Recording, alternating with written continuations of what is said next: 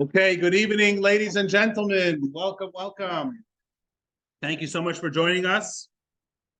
Good to have you all here. Thank you for coming on time. Hopefully you're enjoying the knishes and the turnovers and all the other healthy foods. Right, Harriet? Nice, good, healthy foods? All right. Friends, our sushi order got messed up. So for those of you that come exclusively for sushi, there will be sushi here next week. All right. I apologize. Well, I know, I'm joking.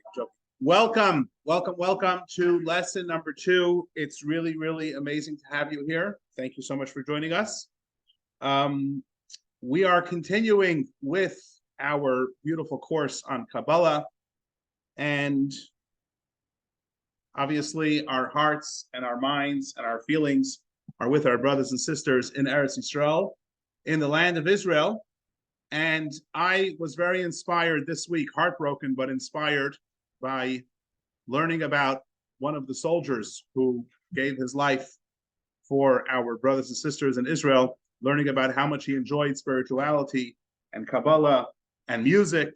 And so I figured as our prayer that we're going to be starting with each week, our prayer for Israel, will actually have this very, very beautiful soul lead us in prayer. So up on the screen, you'll see the prayer.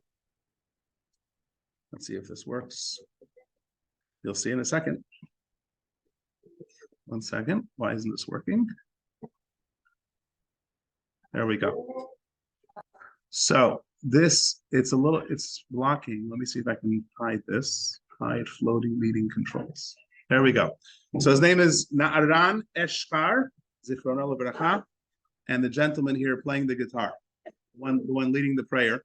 The prayer is written on the bottom of the screen, and it's a quote from the High Holiday prayers. Hopefully you can see it. You see it? Yeah. Hashem, my soul is yours. My body is yours. Have compassion on that which you have created. And that is the meaning of the words that Na'aran of blessed memory is leading us in this beautiful prayer. So this video was about a week and a half ago on the border. Oops, 1 second.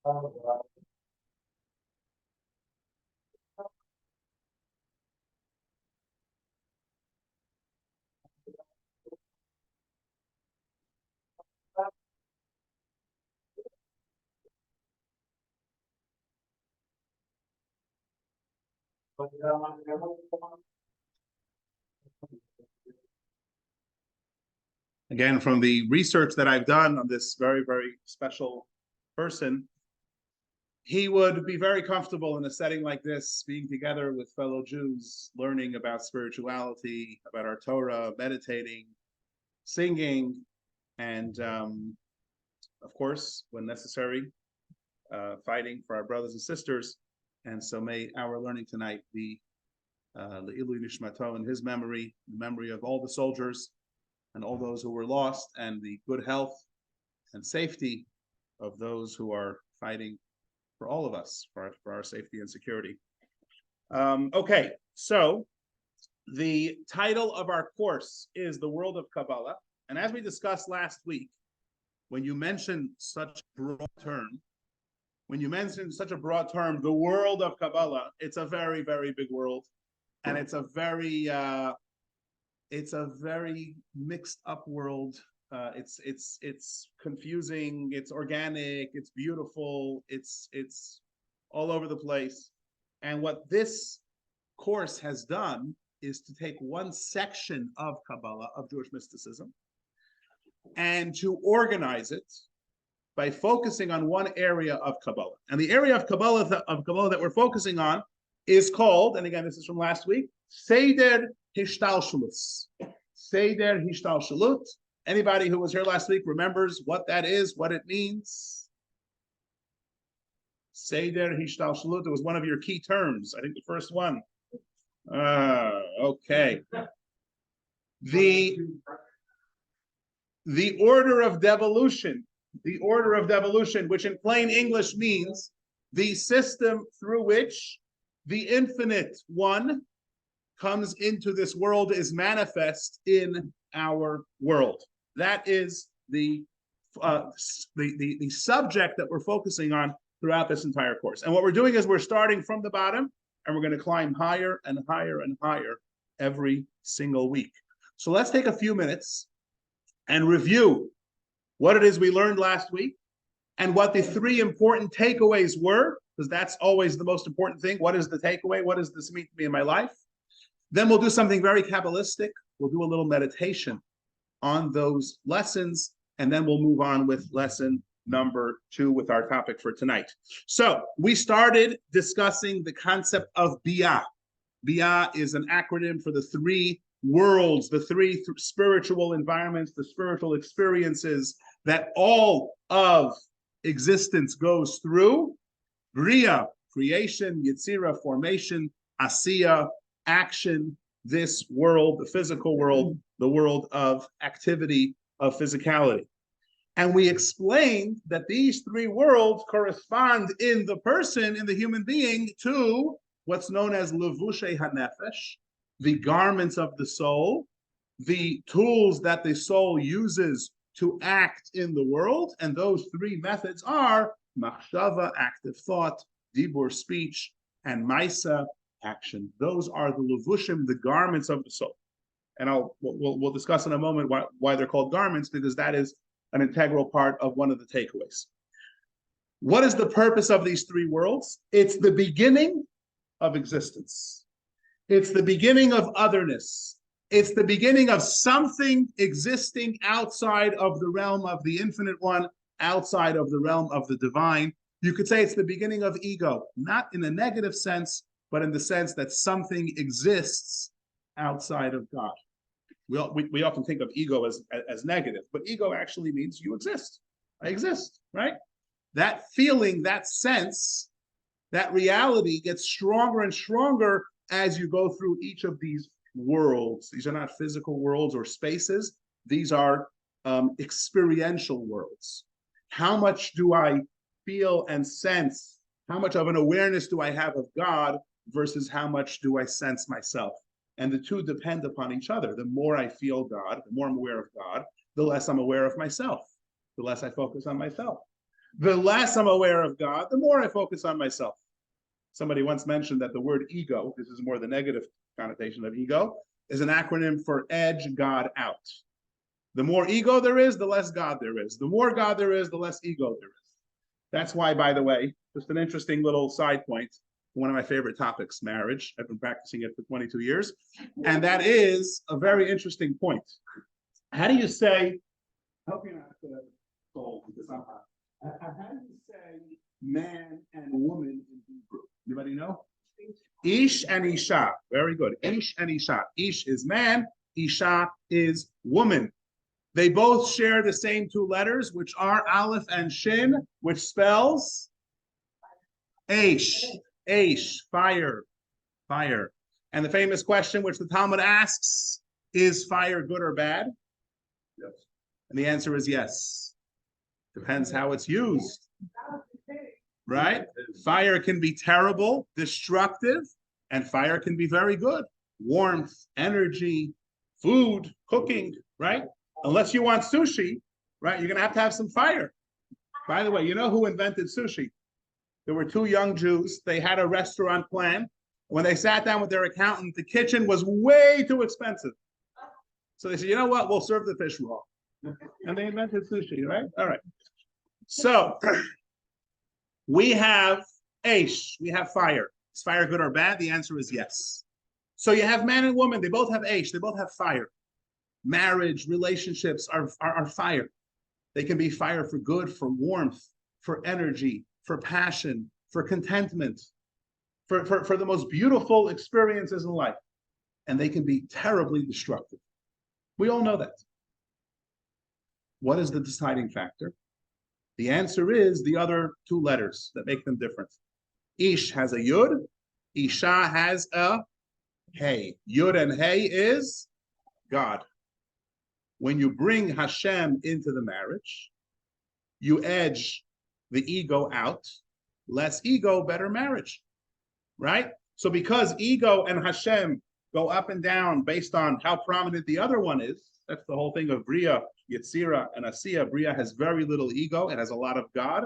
Yetzira has sort of half-half. Asiya, our world, has a lot of ego and very little God revealed. And that is the way the evolution of existence works. And so just to finish the marriage point, the more you bring holiness, spirituality, higher purpose into your marriage, the less ego there is and the more happiness there is. That's it. That's the way it works. Okay. And the rest is commentary, as they say. So that is the idea of the three worlds, okay? And we said these correspond to the three garments of the soul, because just as these three worlds are not God himself, but they are rather expressions of God, the way God sort of devolves into existence, so too the garments of the soul, active thought, words, and deeds are not the soul themselves, but they are rather expressions of the soul. And from this, we had three powerful takeaways. Again, this is an hour and a half condensed into 5 minutes. We had three powerful takeaways. Takeaway number one was we have to ask ourselves the question, which world are you in? Remember, we talked about this, that these three worlds exist simultaneously. They're not chronological. They exist simultaneously. There are souls of the world of Bria, where holiness, transcendence, service of others, the divine presence is very, very powerful. They live, they dwell, they see reality through that world. There are souls of the world of Yetzira, very, very holy, lofty people who sense the divine and they can bring that into their worldly experience. And then there's the rest of us. We're in the world of Asiya. We struggle to feel the divine. What we wake up in the morning and we feel is ourselves, our existence, our needs, our worries, our irritations. That's what we feel right away. And we struggle throughout the day to rise above that and to feel something higher, to feel something holier, to feel something more meaningful, right? The point that we made by knowing that there are these three worlds is we can ask ourselves, which world are you in? Because at any moment, we can switch over into a different reality. Knowing that the other reality exists is very, very powerful. We choose to how we frame. We choose how we frame our experiences. We choose how we frame what we're seeing in our world, what we're seeing in others. I'm going to see others through the world of Asiya, where it's an ego, where everything is materialistic and self-centered, not very pleasant. Or I'm going to be a little bit more transcendent into the world of Yetzira and Bria, and to see the godliness within every person, within myself, and within every experience. Okay, so that was the first takeaway, asking ourselves the question, which world are you in? The second takeaway was that because machshava, dibur, and ma'isa, thought, speech, and deed, are only garments of the soul, they are not the soul themselves. So if a person has within their soul certain parts of their nature, certain drives and inclinations that are not so healthy, and that are not so not things that make us proud, we're not slaves to those inclinations. We're not slaves to those drives. We actually have the ability to be disciplined, to be intentional about the things that we think, the words that we say, and the deeds that we do. We have the ability to do just that. That was the second point that we made. The third point, and we didn't elaborate upon this that much last week, but I want to take a minute to talk about this, is that because this is the process of creation, Bria, Yetzira, and Asiya, corresponding to active thought, followed by speech, followed by deed, this is the process that healthy people go through when they do things in the world. We don't just act impulsively, but we think about what we're going to do. We consult with others. We discuss what we're going to do, and then we act. There's an intentionality that is built into our lives because that is the very fabric of creation. You know, one of the things we're going to discuss at great length in lesson number 2 is the idea of the 10 sefirot, the 10 building blocks of existence, the very fabric with which God creates the world, corresponding to our 10 soul powers. And the idea is that we, with our souls, have the ability to influence the world because they correspond to each other. There is intentionality. There is intentionality in the way we do things because we are mirroring the way things come into existence from God into this world. And this intentionality is expressed very strongly in the way we start our day. You know, our sages teach us the way we start our day has a tremendous impact on the rest of the day. This is, in general, a very, very powerful thing to think about because a lot of people start their day, they open their eyes, and if you're not intentional, what immediately comes to mind is all the things that could go wrong, all the things that are going wrong, right? All the things that you have to take care of that day that if you don't take care of them, literally your life is going to explode. Right? And the problem is if you start off with so much stress and so much negativity, that sets the tone for the rest of the day. The first 5 minutes of your day set the tone for the rest of your day. And so therefore, Judaism counsels us to go through a 3-step process, beginning with an important thought, followed with an important statement, verbal statement, and then continuing with an action of holiness, of sacredness. What is this 3-step process? Let's look at the screen. We start the day by contemplating God's relevance in our lives, corresponding to the world of Bria. Okay? So we start the morning thinking to ourselves how fortunate and blessed we are to be alive and what a gift it is to be in God's world. And actually, I had a great rabbi and mentor who's actually a mentor to thousands of people around the world, Rabbi Gordon, of blessed memory from Chabad of the Valley. And he once said to me something that he used to do every single day and that I try to do every day as well. I'm going to share it with you. He said, make a list in your mind of the 5 things in your life that are your greatest blessings. Right? I think most of us can, you know, health, family, right? Think of 5 things that are your greatest blessings. As soon as you open your eyes, think of those 5 things and thank Hashem for those blessings. All in your mind. Just think of those 5 things and think how fortunate you are to have those 5 things. Right? So first thing we do is we contemplate with our active thought God's relevance in our lives. The next thing we do is we verbalize it. We say the Modani, the prayer of thanks and acknowledgement of God's gift of life and the gift of another day. And then we continue with an act of sacredness, which is the ritual hand washing that we're supposed to do first thing in the morning. I will tell you that ideally, this should actually be done next to your bed. Many, many people, they get a little basin and a little kvart, a little hand washing cup. Before you go to sleep, you prepare this, you put it next to your bed. Make sure you have it in mind if you wake up in the middle of the night, or else you're going to have a flood. And you wake up in the morning, you have your positive thoughts of blessing, of thanks. You say the Modani, and then you wash your hands right next to your bed. And in that way, you are actually carrying out the 3 steps. Machshava, active thought corresponding to Bria, to the world of Bria. Dibur, speech corresponding to the world of Yetzira.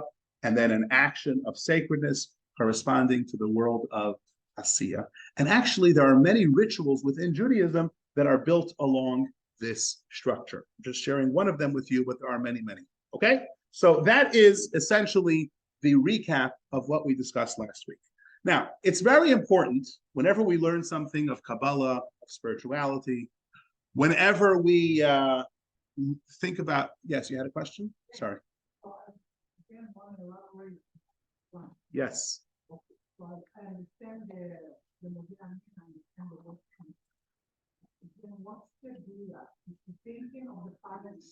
Well, I was suggesting the 5 things from Rabbi Gordon, but it's a general thought of Hashem is important in my life, and Hashem has given me the gift of life. And then you verbalize that through the modality. Well, 1 leads to 2, which leads to 3, because then you sanctify your hands, which sanctifies your day, and you start off the day in a very different mindset. And it actually changes the entire day, right? There's an expression, the idea is literally the first moments of the day affect the entire day, right? You know, the expression which the Talmud uses is, there's something special, parents that have multiple children, there's something special about your firstborn child, right? It's like your first gift, or the first thing that you created for this world, right? In a sense, the first 5 minutes of your day are that day's firstborn child. And it sort of sets the tone for the entire day. Okay, that's the idea. Now, it's very important that we don't just learn these ideas in the abstract, but we actually try to internalize them. You know, there's this anecdote that's told about the philosopher Bertrand Russell, who taught ethics, mathematics, and philosophy. And one time he was accused of doing something quite unethical. And one of his students said to him, I don't understand, you teach ethics and you're not ethical? So he quipped and said, I teach trigonometry and I'm not a triangle. You know, yeah, I can teach the ethics, but I don't have to be ethical. I teach trigonometry, I'm not a triangle, which is ridiculous, because the purpose of ethics is to affect your life, correct? So in Judaism in general, in Kabbalah in particular, and how much more so Kabbalah through the lens of Hasidus, it's very important to internalize. And one of the ways that we internalize is called Hasidic meditation. You know, you hear the word meditation, and there are many forms of meditation. I'm not sure if anyone here practices meditation on a regular basis.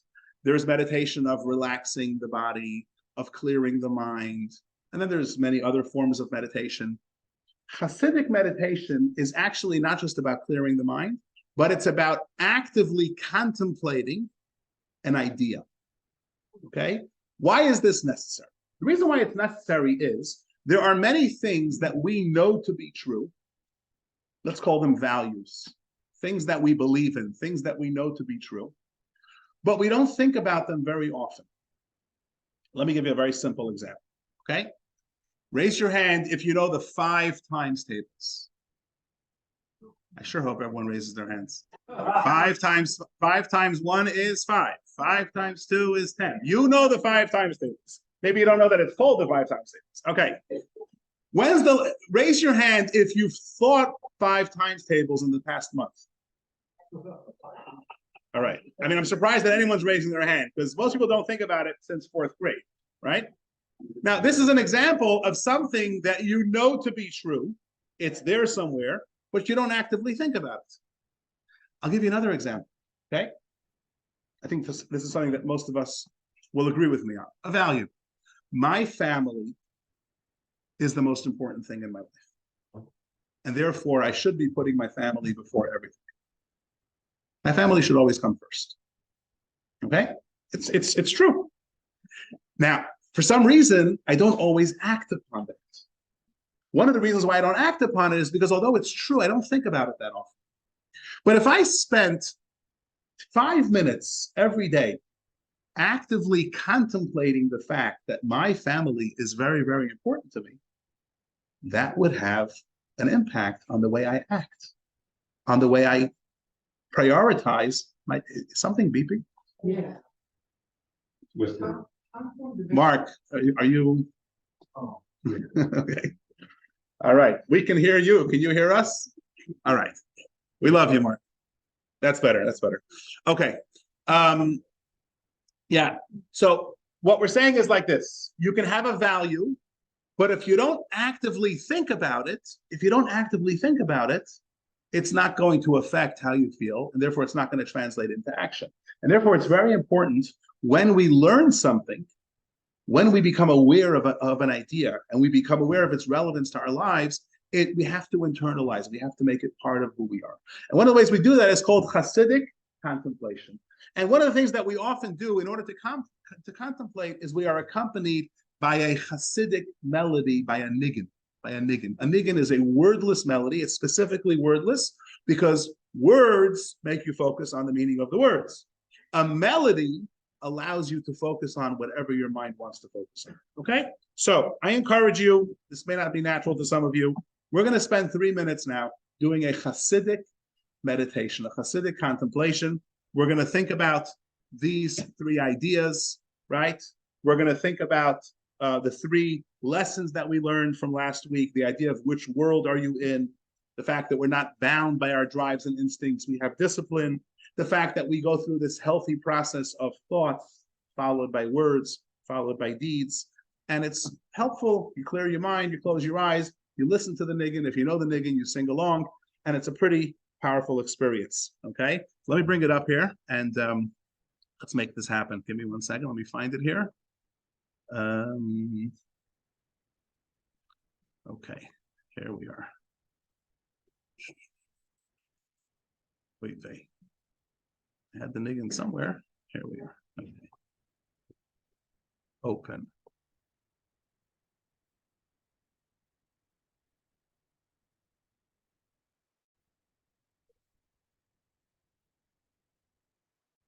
What? What just happened? Anybody? Is it back there? Yeah. Okay. All right. Before we start the niggin, here's something I encourage you to do. Okay. Although the purpose here is not to clear your mind, but rather to focus your mind. But for most of us, if you're like me, our minds are constantly racing. So it is helpful to take 30 seconds. And again, if you want to do this, you can. If not, you can look at us and be entertained. Okay. Put your feet flat on the floor. Try to put your hands on a flat surface, either on your lap or on the table, whatever you're comfortable with. Try to put your back up, sit comfortably, relax, okay? Close your eyes and breathe in through your nose and out through your mouth. And notice the difference. You're breathing in cold air and you're breathing out warm air.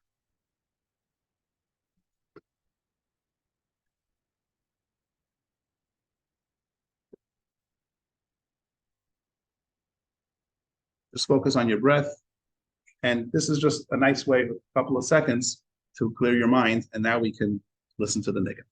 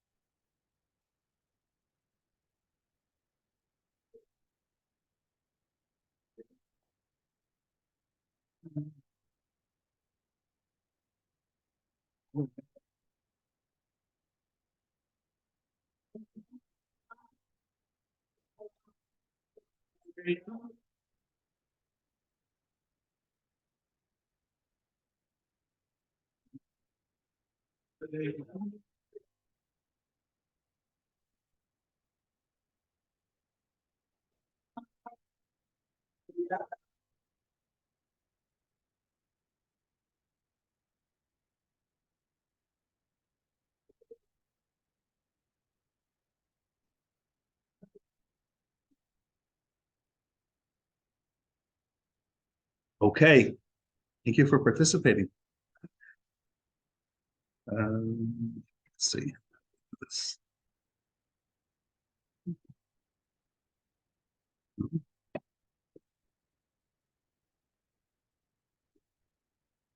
Okay, so let's move now to lesson number two. Lesson number two, we're going to be discussing the next stage in the Seder Ishtalshelus, in the system of divine devolution. But again, we're going from the bottom up. So we went Asiya, Bria, Asiya, Yetzira, we're up to Bria, and now we're going to go to a fourth world, which is actually the first of the four worlds, known as Atzilut. Atzilut, or in Hasidic terminology, Atzilus. Okay, so we're taking a step up. We're taking a step up. We're also going to explore the system known as sefirot. Why isn't this working?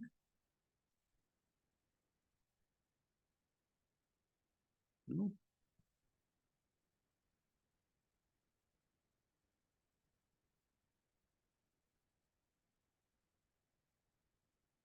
I don't know why this isn't working. Let's see. What do you think? Give me 1 second.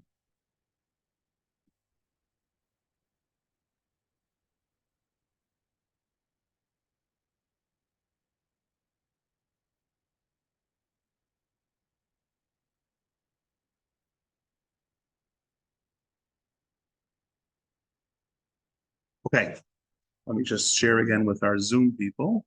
Sorry. Here we are. Okay. So this is actually from your map that you have the books, the pullout. So starting all the way in the bottom, you have the world of Asiya going up to Yetzirah, going up to Bria, and then this entire section here. Can you see it on the screen?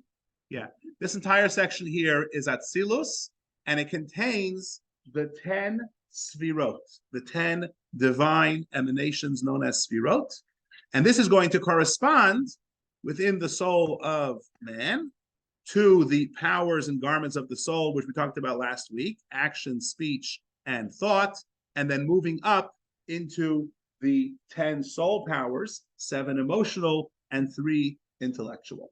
So we're going to be discussing tonight the building blocks of creation, known as the 10 sefirot, which emanate from the world of Atzilut. And we're also going to be talking about the 10 soul powers, which give us the ability to understand how we operate, understand our souls, understand where we come from, why we have certain natural characteristics and inclinations, and to really tap into that energy. That's what we're going to be getting into this evening, okay? Let's start with a story. Let's open up our textbooks. We have a little story over here. It's a cute story. It's a powerful story. Some people think it's a disturbing story. Let's read the story, okay? Text number 1 on page, let's see, what page is this? I'm not seeing pages, but I'll trust you. All right. No pages, right? Not sure what happened to the pages. All right. In the copies, we're in text number 1. If you want pages, you got to pay for a book. No, for sure. All right. A wealthy businessman and his coachman arrived in a city one Friday afternoon. The rich man was settled at the best hotel in town, and the coachman went off to his humble lodgings. Both washed and dressed for Shabbos, and then set out for the synagogue for the evening prayers. On his way to Shul, synagogue, the businessman came across a large wagon that had swerved off the road and was stuck in a ditch. Rushing to help a fellow in need, the businessman climbed down into the ditch and began pushing and pulling at the wagon together with its hapless driver. But for all of his finesse at handling the most challenging of business deals, when it came to extracting a wagon and a team of horses from a muddy ditch, our businessman was hopelessly out of his depth. After struggling for an hour in the knee-deep mud, he succeeded only in ruining his best suit of Shabbos clothing, amassing a most impressive collection of cuts and bruises, and getting the wagon even more impossibly embedded in the mud. Finally, he dragged his limping body to the synagogue, arriving a scant minute before the start of Shabbos. Meanwhile, the coachman, remember the simple guy who had simple lodgings, arrived early to the synagogue, sat down to recite a few chapters of Psalms. At the synagogue, he found a group of wandering paupers, and being blessed with a most generous nature, the coachman invited them all to share his Shabbos meal. When the synagogue sexton approached the poor and homeless to arrange meal placements for them with the town's householders, as is customary in Jewish communities, he received the same reply from them all. Thank you, but I have already been invited for the Shabbos meal, right? The coachman invited everybody. Unfortunately, however, the coachman's budget was hardly equal to his generous heart. It would be most difficult to believe that his dozen guests left his table with more than a shadow of a meal in their hungry stomachs. Thus, the coachman, with his 20 years of experience in pulling wagons out of mud holes, took it upon himself to feed a small army, while the wealthy businessman, whose Shabbos meal leftovers could easily have fed every hungry man within a 10-mile radius, floundered about in a ditch. This is the story. Rabbi Yosef Yitzchak of Lubavitch, the text continues, told this story and explained its lesson. Every soul is entrusted with a mission, unique to her alone, and is granted the specific aptitudes, talents, and resources necessary to excel in her ordained role. One must take care not to become one of those lost souls who wander haplessly through life, trying their hand at every field of endeavor except for what is truly and inherently their own. Now, nobody is saying that the coachman and the wagon driver did anything wrong. I mean, these guys were good people. They both tried to do a mitzvah. You know, a businessman goes and tries to schlep out a wagon. A coachman is trying to invite people for Shabbos. These were good-intentioned people. They did mitzvahs. When they deserve to be honored as man of the year, they're going to get a nice portion in the world to come. That's not the point over here. We're not saying that they did the wrong thing. What we're saying is that it's possible that the coachman may have struggled with the fact that he's a coachman and may have at times questioned the reality of his life and thought to himself, I really should be doing something else. I really could be someone else. I really could try my hand in something else. And not that there's anything wrong in doing that. But to go through your entire life wishing you were something else, trying to be something else than what you are good at and what you naturally are, and celebrating the good things that you can accomplish with your talents, with your abilities, with your resources, that's called a lost soul. Okay? And what we're going to see is one of the reasons why a person should embrace who they are and embrace their natural abilities is because it's actually connected to the spiritual root, the shayresh, the spiritual root of your soul. Meaning, if we thought it was all up to me and it's my free choice, right? Obviously, there is an element of free choice. Then you can blame yourself for who you are because I'm in charge. But once we get honest with reality and we get honest with our existence and we realize how little of it we are actually in charge of, and so much of it is what we call God's list, the things that God is in charge of, instead of being frustrated at God's decisions for us in our lives, we embrace it. and we say, you know what? Hashem is guiding me to exactly where I'm supposed to be and who I'm supposed to be and what I'm capable of doing and what I'm good at. And instead of being frustrated, we celebrate and we throw ourselves into who we truly are. So we're going to learn about soul powers. We're going to learn about the fact that souls are rooted in different elements of the divine, and that is the emphasis of their souls, and therefore we celebrate who we are. But before we get to soul powers, let's talk about it first from the perspective of the divine. Let's talk about Atzilus. What is this world of Atzilus? So first of all, we need to realize this world of Atzilus is a very, very lofty world. How lofty? Let's look at text number 2. The Alter Rebbe, who was a very, very great and holy rabbi, Kabbalist, sage, Hasidic master, mentor, the first Chabad Rebbe, the Alter Rebbe, Rabbi Shneur Zalman of Liadi, used to refer to Atzilus as above, Eiben in Yiddish. He couldn't say the word Atzilus. When he would teach, he couldn't say those words. It was too lofty for him. It was too holy. Okay? It is said that because of intense emotion, when writing the word, he could get no further than Atzi. He couldn't write out the entire word. It was too much for him. The feeling and the reality of what it is he was tapping into was too much. So first of all, it's very, very low. It's very, very sacred. It's very, very holy. Okay? There's a there's a cute story that's told. The Maggid of Northridge. Maggid of Northridge was the Rebbe, was the teacher of the Alter Rebbe. So when before he became a Rebbe, before he became a great sage, he was just a regular student, but he wasn't a regular student. He was a great master of Hasidus and Kabbalah and Torah and meditation and really working on his character. And he had several friends and colleagues. And as he became more involved in Kabbalah and Hasidus, he began to spend hours every single day in prayer. And one day he had a colleague who was visiting him. And this colleague would also pray. And this colleague was very knowledgeable, and he knew all the different Kabbalistic ideas that you're supposed to think about during prayer. He was aware of all these things. And he would pray for an hour. An hour is a long time. And the Maggid, Rabbi Dov Ber, would pray for 4 hours. And one day they were talking, and he said, I don't understand. I think about exactly what you think about. What takes you so long? So he says to his friend, tell me, what do you do? What do you do for a living? He says, listen, I'm very, very fortunate. I can spend most of my time studying Torah. I have a wife who's amazing. She has a store. We have a business. And she manages the store. She buys and sells. She's great. She supports our family. And I can sit and study Torah. But once a year, I have to spend a month traveling to the city of Leipzig, which is a big city in Germany, where the big fair would take place. And I have to go with several wagons and stock up on merchandise. And I bring it back, I deliver it to my wife, and she takes care of business for the rest of the day. So he says to this, so Dover says to his friend, how long does the trip take you? He says it takes about 6 weeks. He says, 6 weeks? Why does it take you so long? I have an idea. You should sit down and meditate. Imagine that you're taking the wagons. Imagine that you're traveling to Leipzig. Imagine that you're buying all the merchandise. Imagine that you bring it back and give it to your wife. It'll take you 2 hours. You'll save yourself 6 weeks. He says, but I have to bring home the merchandise. If we don't have the merchandise, if I don't actually go to Leipzig and get the merchandise, then we're not going to have what to live off. He says, when I pray, I have to bring home the merchandise. I have to actually travel to the places that we're experiencing.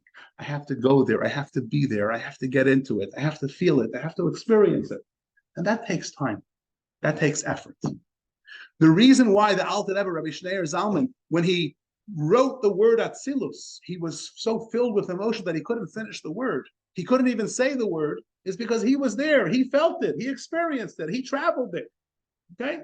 Now, I'm not expecting any of us to experience what he experienced, but let's at least learn about it. Okay? So what is Atzilus? In order to appreciate what is Atzilus, yes. Oh, thank you so much. You're a good man. Okay. Zena David thanks you. Very good. What is the world of Atzilus? In order for you to appreciate what is Atzilus, I'm going to give you a 90-second assignment. Over the next 90 seconds, I want you to read texts 3, 4, and 5 and tell me your thoughts. Read texts 3, 4, and 5, very short texts. Tell me your thoughts.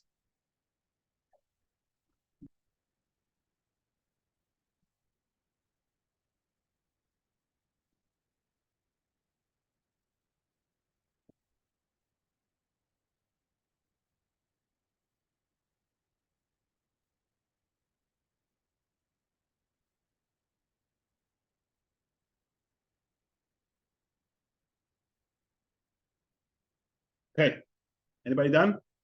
Okay, I'll give you another 20 seconds.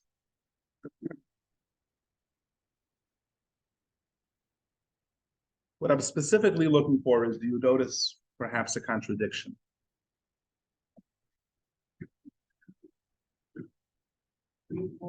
Three, four, and five. Yes.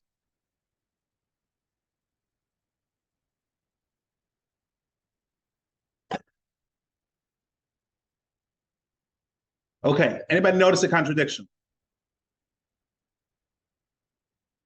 What's that, Rachel? Only in the holy and explain. In text number 5, we say, why do we call God holy? Because he is beyond, he's detached, he's above all description. That's why we call God holy, HaKadosh Baruch Hu, the Holy One who is detached from everything. And yet, what is text 3 and 4 telling us? God has emotions, God has intellectual capacities. So the question is, which one is it? Is God beyond all description, what we call pshitus, simplicity, not in the sense of primitive, but simple in terms of without description? Or does God have all these incredible descriptions of texts 3 and 4, right? Text number 3 tells us about his understanding, his knowledge. Text number 4 tells us about his emotions, his greatness, his power, his beauty, his triumph, his splendor, his kingship, right? How does that fit in with what we say in text number 5, that we refer to God as Kadosh? Because he's not intelligent. He's beyond intelligent. He's not emotional. He's beyond emotional. So which one is it?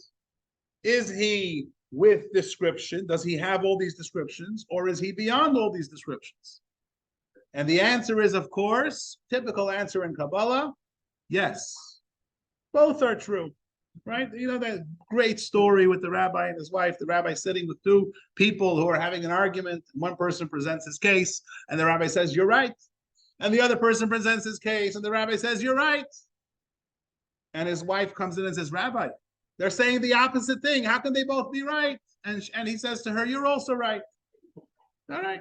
That's the way it is in Kabbalah, because as we say in Kabbalah, in Yiddish, it's a great line. It depends which level you're speaking about. Depends which level you're speaking about. Now, it's interesting. We have the perspective with this question. This is a very deep question, actually. We're sort of touching upon it on the surface. But does God have description? Does God relate to all these ideas? It's an interesting question. The philosophers, Maimonides, for example, or you have the Maharal, which is in text number 5. He's a philosopher, not necessarily Kabbalah. The philosophers say, no, these are all metaphors. Intelligence, beauty, power, God's arm, God's eyes, these are all metaphors. It's things that God does that we have no way of describing other than with human terms. The fancy word is it's anthropomorphic. We're borrowing human terms to describe God. Kabbalah says, not so simple. There is a realm where it's all metaphors, but then there is a realm where God descends into a world of description. And the question is how? How does that work? How can God be described? And how can we lower God to that level? And the answer is, you're assuming it's lowering God. And Kabbalah teaches us it's not lowering God, it's actually expressing the true greatness of the divine. Let me give you an example, okay? Let's imagine Sir Isaac Newton. Sir Isaac Newton, remember him? Was invited to give a talk to middle schoolers who are beginning to learn mathematics. And he's thinking about, okay, so how's this going to work? You know, I'm going to start talking to them about universal gravitation and, Newton's law of who knows what. they're not going to relate to all of this. And then he says, you know what? I'll just talk to them about my childhood. I'll say, when I was your age, I used to play baseball. But then he remembers he wasn't invited to talk about his childhood. He was invited to talk about Newton, to talk about his ideas and his discoveries. And so he really takes the time and he struggles and he really ponders all the different lofty ideas, and he identifies a point that he can really focus on, and he breaks that point down into things that the children can relate to. And from that point, he creates a beautiful presentation that the children literally go crazy over. Wow, Newton has related to the children in a very, very meaningful way. And the question is, did they experience Newton in that presentation? And the answer is yes and no.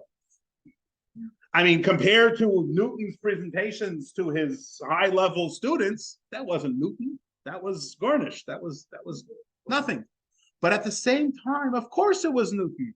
He was taking his ideas, his abilities, and he was finding a way to make them relatable to these young children. And by the way,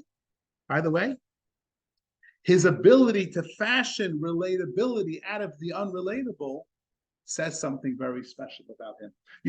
When you understand a topic about 50% and you want to explain it to someone else, we've all experienced this. It's actually a lot of fun.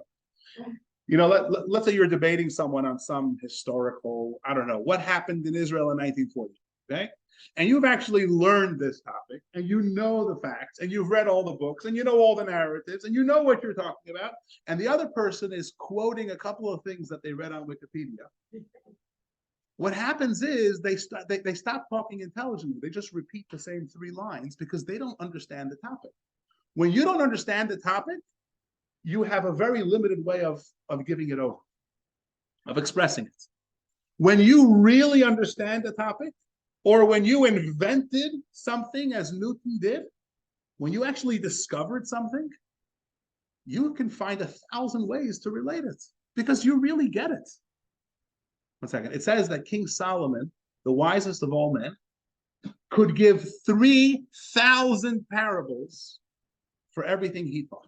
What is a parable? A parable allows you to see a different angle of the idea. So he understood every idea that he taught with 3,000 angles, which means he really got it. He really understood it.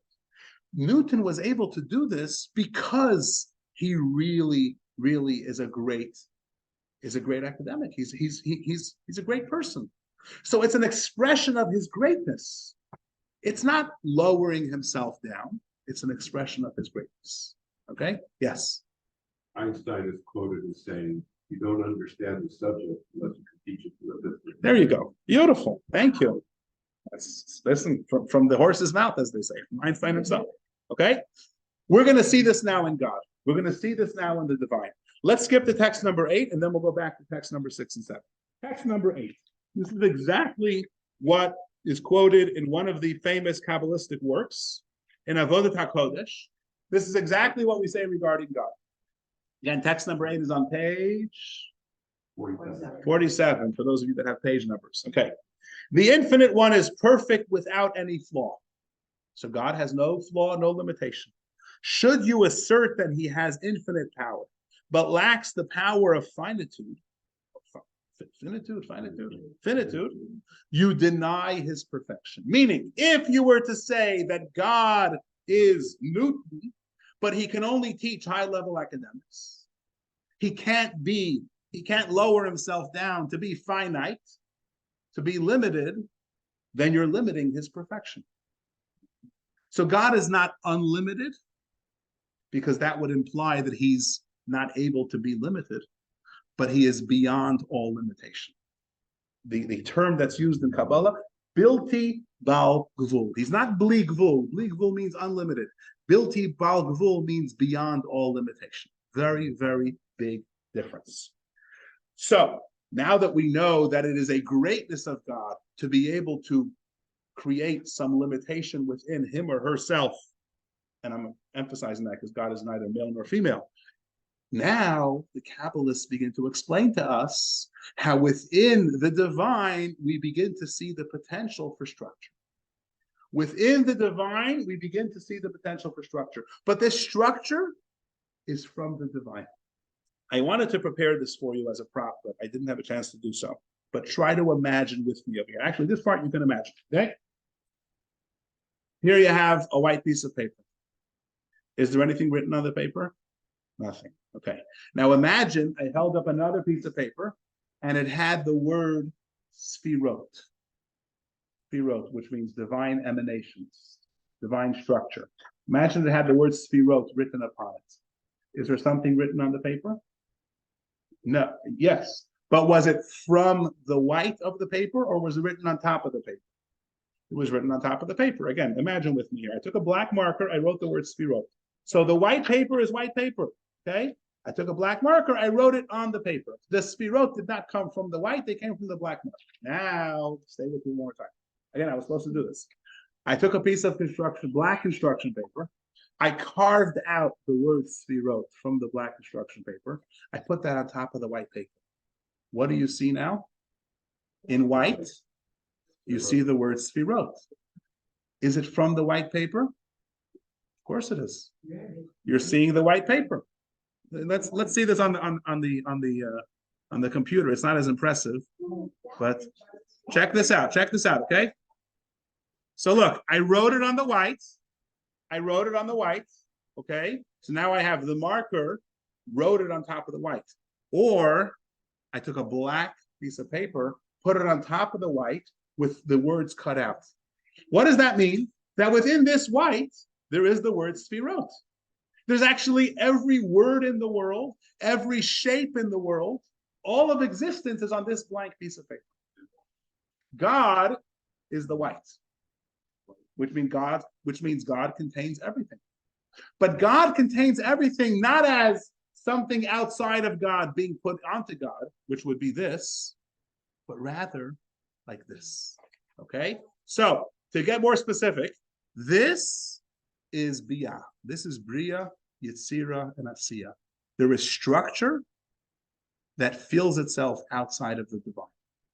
In Atzilus, again, we're moving up this week, we have the divine itself has the potential, and not just the potential, because with God, meaning right now you're going to say to me, yeah, the piece of paper potentially has sefirot, but it doesn't actually have it.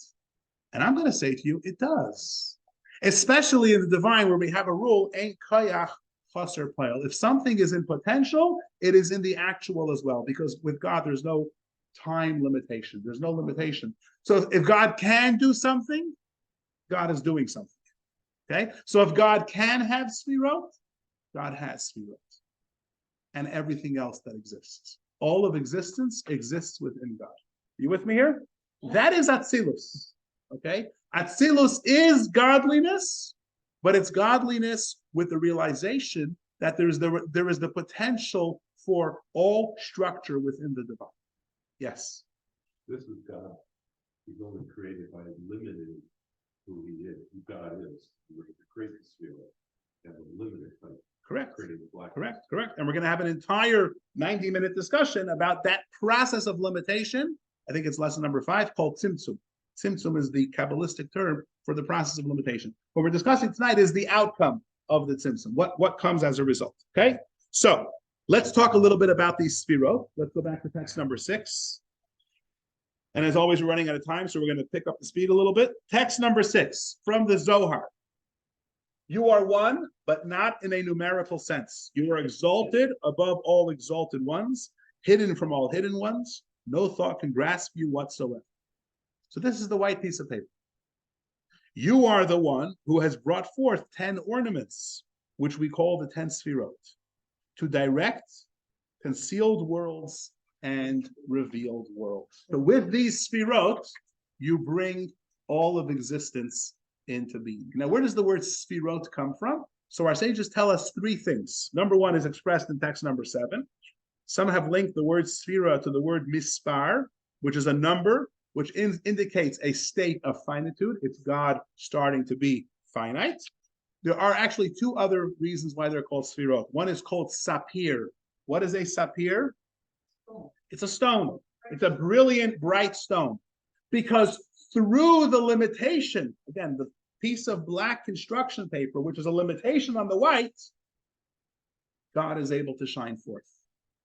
Meaning the only way we can experience the divine, we as a world can experience the divine, is because God limits himself through the sefirot.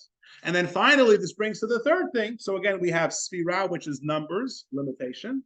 Sapir, which is a brilliant shining light, shining stone.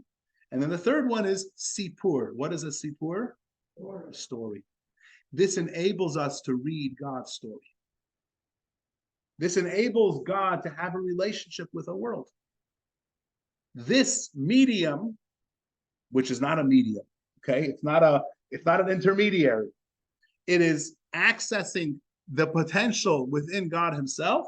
This medium allows us to read God's story.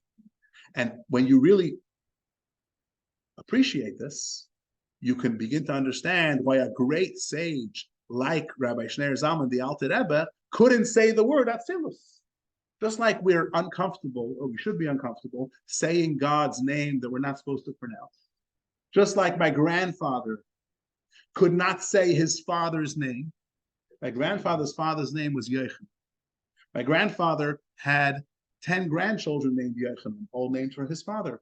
And he couldn't say their names his entire life. He never said the name Yochanan because his father was so respected and so sacred in his mind. Okay?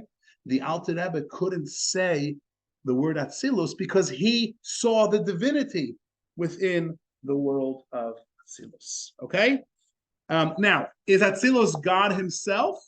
Not really, because there is some structure here, but it's an expression of God. It is the term that's used in Kabbalah. It's a great term. It's like God with a last name. Godliness. It's not God, it's godliness. It's an expression. It's an emanation of the divine. Let's look at text number 9c. Again, we're skipping a little bit. Elikus, godliness. The sefirot are utterly incomparable to God's essence. For that reason, we refer to them as Elikus, godliness, as opposed to Elika, God himself. There is God himself, which is above the structure. It's the white piece of paper. And then there's Elikus, godliness, which is where we can sense the structure within the white paper. Okay? So, again, we're going through this very quickly. There's a lot more to say. But bottom line, we started off with Bria, Yetzirah, and Asiya, the three worlds where there's actual existence and ego and a sense of self, and the divine is less and less imminent. And then we move up to a world known as Atzilus. By the way, we're not going to spend a lot of time on this, but on pages, I think it's 50 and 51, right? There's a great chart which basically shows you, for those of you that do daily prayers, that the daily prayers are actually a ladder where we climb every day from the lowest world from the world of Asiya into the world of Yetzirah, into the world of Bria, into the world of Atzilus. Remember, I asked you before the question, which world are you in? One of the ways that we climb up the ladder, we go to a higher world, is through the experience, the meditation, the contemplation, the emotion of the prayer experience. You remember the story with Jacob, and he had a dream, and he saw a ladder. Remember Jacob's ladder? One of my favorite aspects of Jacob's ladder, I'm just going off on a tangent here for a second because I have a lot of extra time, is that in 1979, when the Jews were trying to come back to the holy city of Hebron, where they had been expelled from Hebron in 1929 after the riots in Hebron, where Jews were massacred, and instead of punishing the perpetrators, they punished the victims, expelled them from the city of Hebron, where Jews had lived for thousands of years. So they came back in 1979, but the Israeli government wasn't sure what they wanted to do with Hebron. It was a whole complicated situation, and they didn't want Jews to actually live in the city of Hebron. You could go and visit Maras Machpelah, the cave of the patriarchs, where our forefathers and mothers are buried, but they didn't allow Jews to live in Hebron. And they decided, we're going to move some people into a building. This building was the Hadassah Hospital, Beit Hadassah, which at some point was a Hadassah Hospital, which actually treated Jews and Arabs in the city of Hebron in the 1910s and 1920s. But it was empty. It was an old, dilapidated building.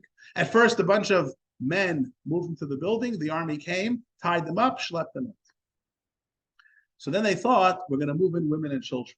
The army's not going to tie up women and children and schlep them out. And they were right. The army wouldn't do that. But how are the women and children going to get in? They had posted a guard at the front door not to let Jews move in, not to create facts on the ground. And again, I'm not impugning the Israeli army over here. These were soldiers who were following government policy. This was government policy that we're critical of over here. So they went. Beit Hadassah is built on a mountain, on a big hill. So the front is street level, but the back, there's a hill that goes all the way down. And it's like 20 feet to get up to the windows that enter the building.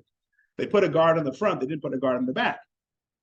So they took a long ladder, 6 women and about 15 children, went in the middle of the night, climbed up the ladder, and went inside Beit Hadassah and went to sleep. And in the morning, they woke up, and the mothers were singing songs and prayers with the children. And the soldiers hear, hey, there's people inside. They come inside and they say to the children, how did you get in here? And one of the children says, our forefather Jacob, who's buried down the block, he had a ladder from his dream. We climbed up Jacob's ladder into the building. And there's a whole story and how they ended up staying there and living there. And today, thank God, there's almost 2,000 Jews who live in Hebron, and it's a whole story. Jacob's ladder. The Midrash tells us Jacob's ladder actually has 4 rungs. From the earth to the heavens, 4 rungs. Asiya, Yetzira, Bria, Atzilus. And those 4 rungs correspond to the 4 levels of prayer that we go through. If you look through on the page, don't do it now, you look through it on your own.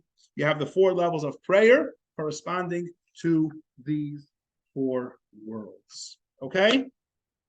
Now, let's take another 20 minutes or so and let's talk about our souls and our soul powers. Because all of this, okay, the world of Atzilus, we're told, is divided up into the 10 sefirot, the 10 divine emanations, the 10 divine building blocks of creation. By the way, if you look in the story of Genesis, beginning of the Torah, the word Vayomer Hashem, and God said, let there be light, let there be this, let there be that, is said 10 times, 10 sefirot, 10 utterances that bring the world into existence.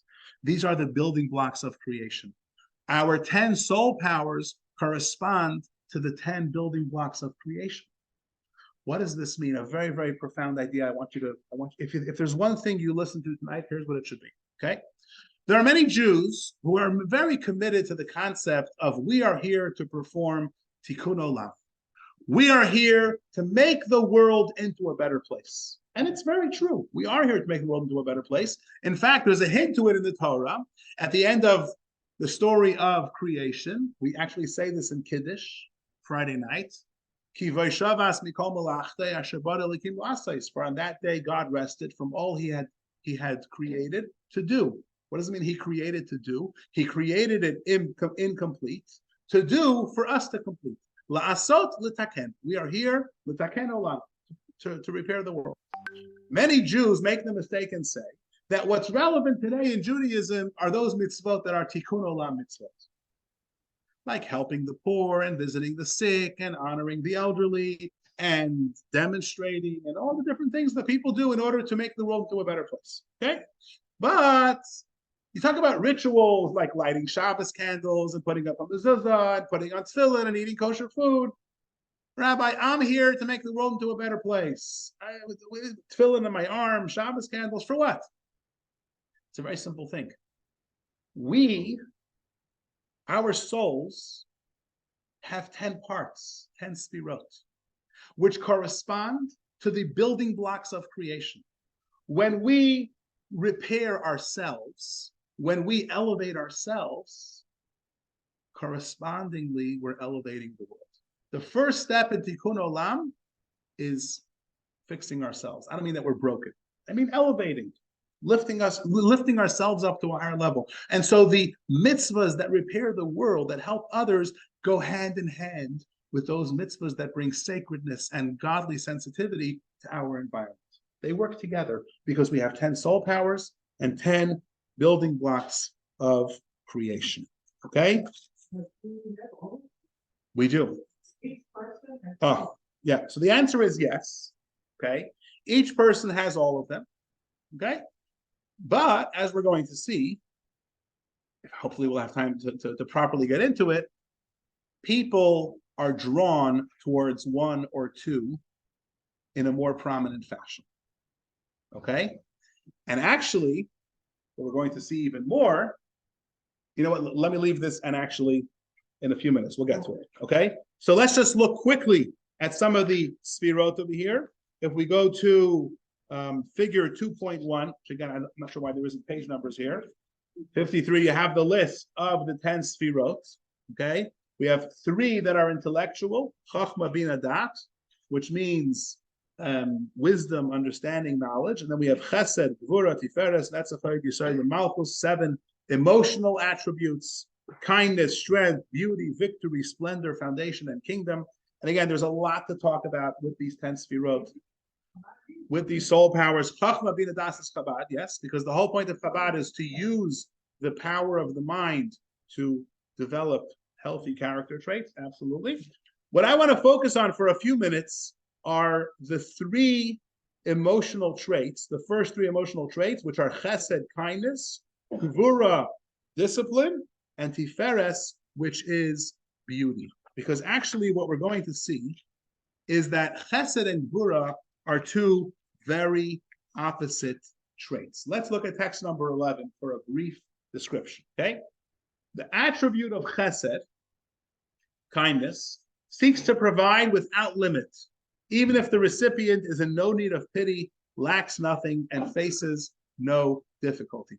Chesed is kindness, giving without limitation, which is often good and sometimes not good. The attribute of Gvura, discipline, strength, judgment, seeks to exercise restraint when providing to others or to refrain from giving altogether. Also important at times, but can be a little bit tough. The attribute of compassion seeks to pity whomever is in need. It is the mediating attribute between Gvura and Chesed. For that reason, it is called Tiferet, beauty, akin to a multicolored garment that provides harmonious beauty. And you know, there's actually something very, very powerful and very, very practical in here. But before we get to that, let's look for a moment at the idea that different people have different natural traits. Very, very famous sage whose name was Hillel. You've heard of Hillel? He had a counterpart who lived during the same time that he did, whose name was Shammai. Hillel was known to be very kind, very generous, very non-judgmental, very accepting. Shammai was known to be very strict. We see this in a famous story, text number 12. A non-Jewish man once approached Shammai and told him, I would like you to convert me to Judaism on condition that you teach me the entire Torah while I stand on one foot, which means give me the elevator pitch of Judaism. Shammai used the builder's measuring tool he was holding to chase him away. Yes, chase him out with a stick. Get out of here. You're being disrespectful. I'm going to teach you the whole Torah on one foot. You know, out. The prospective convert then approached Hillel with the same request. Hillel converted him, telling him, whatever you hate being done to you, do not do to your fellow. This is the entire Torah. The rest is commentary. Now go and learn the rest. Now, actually, Hillel is not necessarily better than Shammai, and Shammai is not necessarily better than Hillel. These are 2 different approaches. On what basis did Hillel choose this way and Shammai choose this way? The answer is the root of their soul. Hillel was a soul that came from chesed, that came from kindness, and therefore that was his natural inclination. Shammai was a soul that came from Gvura, from strictness, and therefore that was his natural inclination. We find throughout the Talmud over 300 arguments between Hillel and Shammai, and you can actually trace each argument back to this root of their soul. Hillel is very easygoing. Hillel looks at what we have right now. Shammai sees potential. Meaning, you could say Shammai was being mean to the guy, but actually what Shammai was doing was, he was saying to him, of course we want you to convert to Judaism. But don't just be an ignoramus. We don't need more ignoramuses. We have enough Jews who don't know their Judaism. I want you to learn the whole thing, not the 1 foot version. He was seeing potential. And Hillel was saying, listen, I like your potential. Let's deal with what we have right now. Actual versus potential. You see this in all the arguments between Hillel and Shammai. I'll give you an example, a very famous one. Very famous argument between Hillel and Shammai. How many candles do you light on the Hanukkah menorah on the first day? Hillel says 1. Shammai says 8. Shammai says 8. Come to my Thursday night class. Alex knows this, right? Shammai says 8. Why? Because you look at how many days there are to come. Potential. Hillel says we look at actual. Right now there's 1 day, we're going to do 1 day. Tomorrow's 2 days, we do 2 days. Hillel says first day you have 8 days to come. Second day you have 7 days to come. Actual versus potential, based on the root of their soul. Very, very powerful. Okay. Now, obviously, Hillel and Shammai are great, holy, lofty, righteous people. They know what is the root of their soul. They get it, and therefore they can make these decisions. The rest of us have to try to navigate a little bit, but just knowing that my soul has a root, and that is what drives many of my natural inclinations, I mean good, healthy inclinations, is something we should embrace. My son Mati, my 6-year-old, has a daily ritual that they do in class. It's like a real 2023 ritual. I am good. I am amazing. You know, this whole ritual the kids do, self-affirmation, right? It's all right. A little bit of self-affirmation, knowing, love yourself because who you are naturally. I don't mean the animal side of you, the good side of you. Who you are naturally. Are you organized? Are you studious? Are you outgoing? Are you introverted? Embrace that, because that is your soul. That is who you are. That is your potential. Right? Let's look at a beautiful letter from the Lubavitcher Rebbe. Again, we're skipping so much over here. It's so painful. This is like choosing children over here. All right, text number 16. Okay. Very, very powerful text from the Rebbe. Very, very powerful. Text number 16. I feel like I'm missing a page over here. Are you also missing a page? I think the pages are inverted. Okay, you have to look at the next page. It has it on the other side. You'll see 65 is the page is flipped over. Okay. God provides each individual with a unique set of abilities. Each of us must pursue our divine mission in accordance with our specific abilities and potentials, for they indicate our personal responsibilities in life. Say, for example, that God gave you significant intellectual abilities. It is your duty to utilize those abilities to study Torah and to invest all your energy into this endeavor. True, you are required to observe the other mitzvahs and to commit yourself to all the obligations shared by all Jews. Nevertheless, since you have a unique aptitude for Torah study, you need to be extra particular and passionate about it. Or, if you are graced with strong emotional sensitivity, it is your duty to utilize the sensitivity to show love and care to others. This includes sharing Judaism's rich heritage with Jews who never had the opportunity, turn to 66, to learn about it, and inspiring them with love for God and love for Torah. Again, you are also obligated to study Torah and observe the other mitzvahs, but your main passion should be reserved for the above stated qualities, as indicated by the very fact that you have unique abilities in this area. The next paragraph, he continues, if you're pragmatic by nature, you should be going and organizing things and be a community activist. What's the idea? The idea is like this. This is so relevant, especially in this world that we live in. Somebody said you would have to live for several million years in order to watch every video on YouTube, Facebook, and TikTok. Okay? Now, I'm not saying you should do that. My point is, we have access to so much in the world today. What you end up doing is you end up seeing so many things that other people are doing. And naturally, this ends up causing a lot of people to question who they are and what they're doing. Right? Even within a holiness. Okay? This person studies Torah for 20 hours a day. I should do that. This person is a community activist organizing food for the whole community. I should do that. Right? You drive yourself crazy. What does the Rebbe say in this letter? Know who you are, be self-aware, embrace your talents, throw yourself into the things that you're good at. This doesn't mean that we don't discipline ourselves to also do the things that we're obligated to do by Judaism, by menschlichkeit, by being a family person. You have responsibilities, right? But there's nothing wrong with embracing your good passions and throwing yourself into it, because that is the root of your soul. That's where your soul comes from. It's a good thing. I'm going to share with you something a little bit deeper now, okay? There is a word that's very, very Kabbalistic, and it's very Jewish. It's called Gilgul Nishamot, which translates as reincarnation. We had a whole class on reincarnation. We're not going to get into it in this Kabbalah course. But Judaism believes in reincarnation. And the purpose of reincarnation is that our neshamas, our souls, have 10 soul powers. And in each lifetime, your neshama is driven by one of the soul powers, or by 1/10 of the soul powers, meaning the soul powers are each made up of 10. So there's actually 100 soul powers, because each one is made up of 10. You have kindness within wisdom, kindness within judgment, kindness, right? Each one is made up of 10. So you could actually go through potentially a reincarnation of 100 times, because each lifetime, your focus, the root of your soul, your main focus is that particular sefirot, that particular soul power. Okay? That's the purpose of reincarnation.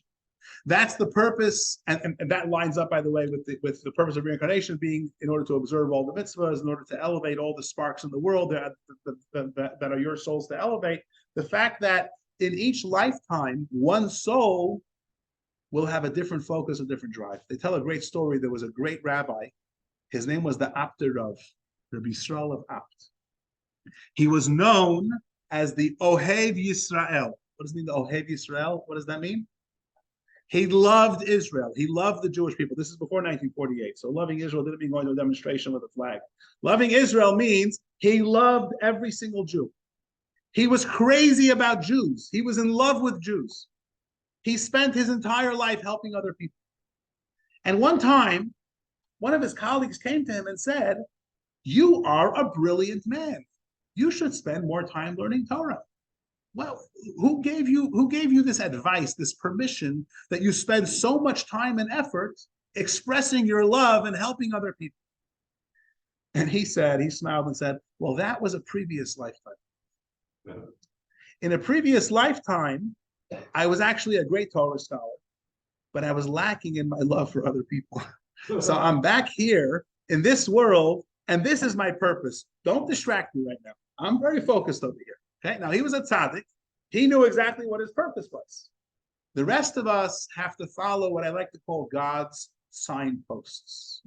What are God's signposts? It's those things that happen in our life that are out of our control, which often we get irritated by, we get frustrated. This is not what I wanted. This is not the job that I wanted. This is not the family that I wanted. This is not everyone has their, right? I'm sorry, those are God's signposts. This is exactly what you're supposed to be doing. This is exactly where you're supposed to be. This is exactly the family you're supposed to have. Embrace it, love it. This is your soul. This is your divine purpose here in this world. Okay?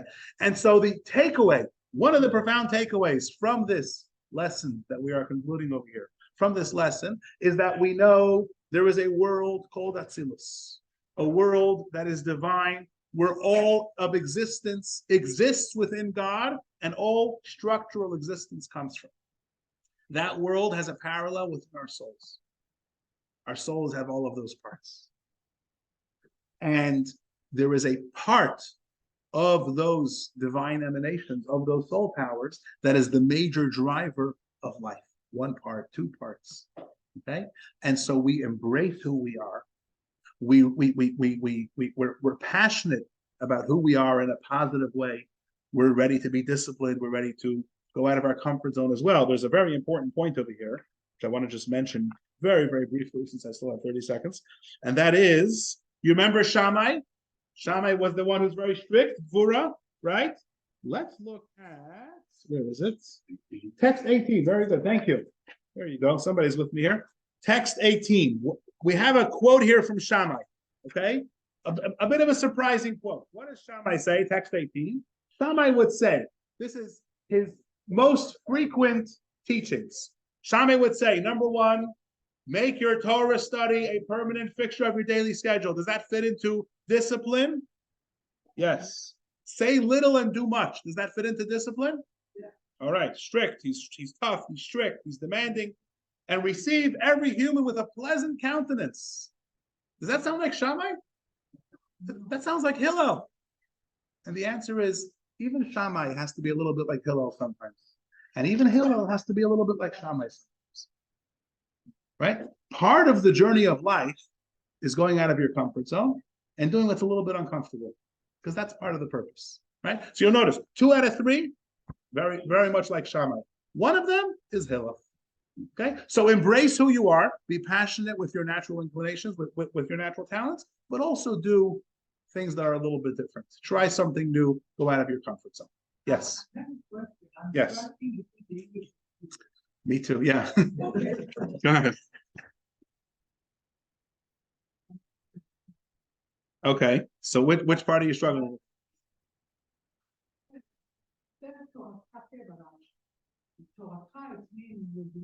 No. Torah study. Torah is Torah study. No, Torah's no. In Pirkei Avot, that means your Torah study. Yeah, for sure. Okay. All right, that was an easy question. All right, ladies and gentlemen, thank you very much for joining us for lesson number 2.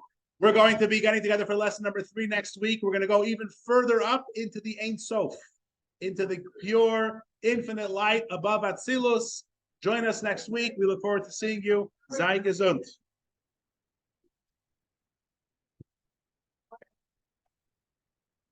I have to extend an apology now, so we'll not be here next week. But I certainly will send us the